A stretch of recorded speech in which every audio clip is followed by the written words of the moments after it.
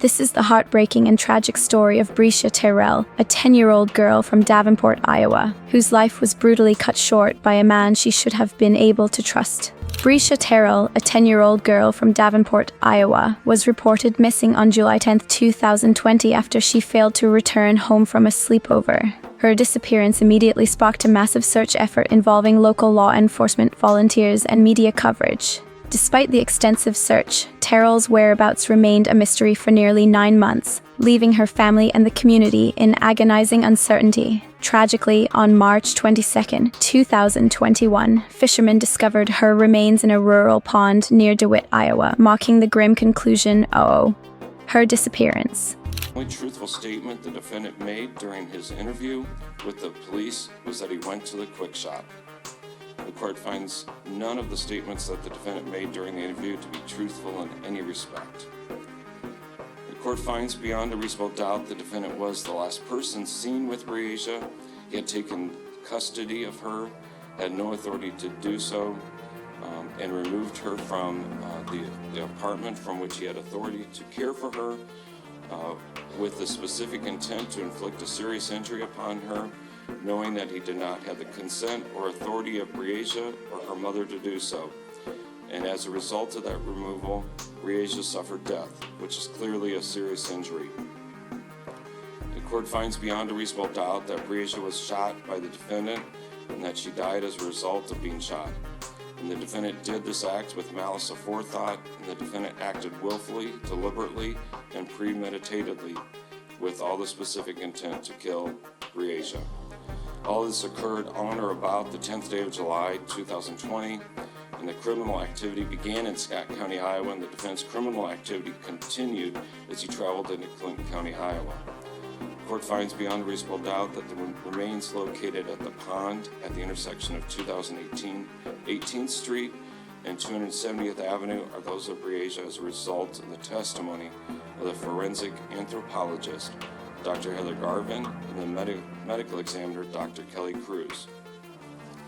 Matthew Dean and David Baker were both inmates at the Clinton County Jail, while the defendant was being held pending trial in this matter. Both of them credibly testified during the airing of a news story concerning the disappearance of Bresia. The defendant made the statement, "They are never going to find her."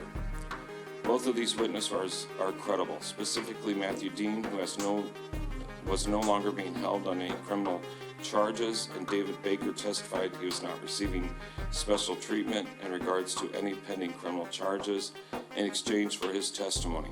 The IE discovery of her body ultimately led to the conviction of Henry Dinkins, a 51-year-old convicted sex offender who was charged with first-degree murder and first-degree kidnapping. Dinkins, who was the father of Terrell's half-brother, had been living with the young girl's family and had attended the sleepover where she was last seen. According to Dinkins' girlfriend, who was present that night, she fell asleep between 11 p.m. and midnight, and when she awoke around 3 a.m., both Dinkins and Terrell were gone. Despite efforts by police and volunteers to locate the missing girl, therefore, neither of these individuals had anything to gain from their testimony. Specifically, David Baker testified when he heard the defendant make the statement, he took the statement to mean the defendant knew where Bresia was located. The court found every witness who testified on behalf of the state to be credible in their testimony. As noted, the only testimony the court did not find credible was that of DL, as to him being present and seeing the defendant shoot Bresia. The court's credibility findings are appropriate as statements were consistent between all the witnesses and were corroborated by the investigative efforts of the Davenport Police Department and the FBI and all other agencies. Again, it should be noted all of these investigative efforts would not have been fruitful had it not been for the information provided by DL. DL was instrumental in solving the murder and kidnapping of his sister Bresia. The court specifically finds the defendant was not savvy in any manner. The defendant did not account for the statements and testimony of DL and that of Jared Brink. The evidence provided by these two witnesses clearly, and all the other witnesses, undermined every effort which the defendant may have taken to be savvy or calculated in his actions to avoid being charged and prosecuted for the kidnapping and murder of Bresia. Ruling and verdict. Count 1, murder in the first degree. The court finds the state has met its burden of proof in this case. The court finds beyond a reasonable doubt the defendant committed murder in the first degree. The court finds beyond a reasonable doubt the defendant acted with malice aforethought and willfully and premeditatedly and with the specific intent to kill Breasia Terrell, shot her on July 10th of 2020. And as a result of being shot, Breasia Terrell died. Thus, the defendant is guilty of the crimes of murder in the first degree. It wasn't until March 2021 that her remains were found in the pond, confirming the worst fears of her family and the community. Following the discovery of her body, law enforcement began to investigate Dinkins as the primary suspect in her death. Prosecutors alleged that Dinkins, who had a history of criminal convictions, including being a registered sex offender, had kidnapped Terrell in the early hours of July 10, 2020, and shot her to death. Evidence presented at trial suggested that Dinkins had lured Terrell away from the home that night and taken her to a rural location, where he murdered her with premeditation. The details of the crime were shocking and horrific, as prosecutors argued that Dinkins had treated Terrell as though she were expendable, ultimately leaving her body in a remote area to decompose. During the trial, which began in 2021, the defense attempted to argue that there was insufficient physical evidence to link Dinkins directly to the crime.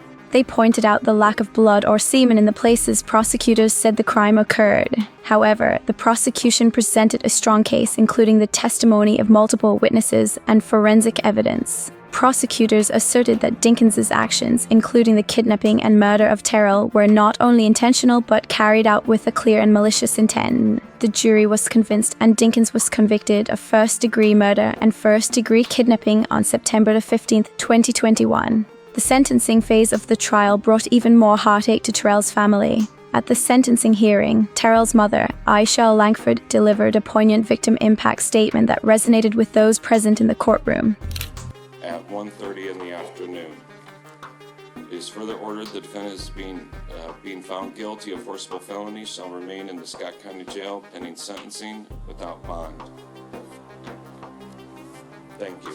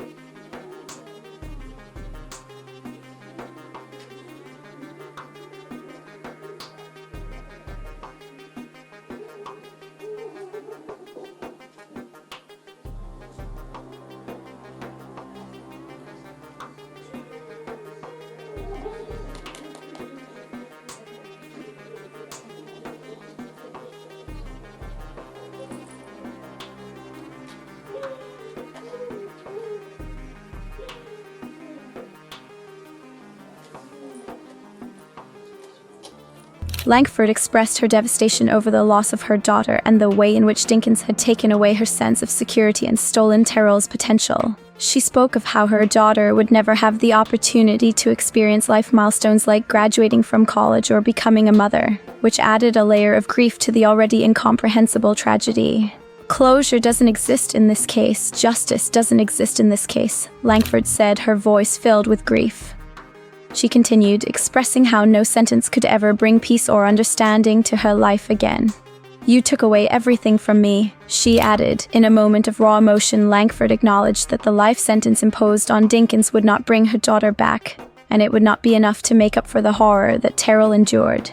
"I thought hearing you get a life sentence with no possibility of parole would help me sleep at night, and it just doesn't," Langford said, confronting Dinkins directly in the courtroom. "She didn't deserve that. Whatever you get, it won't be enough. My baby is gone and never, ever coming back."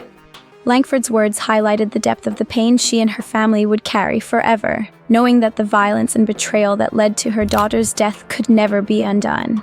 At the sentencing, Dinkins attempted to speak in his own defense, claiming that he had been unfairly convicted.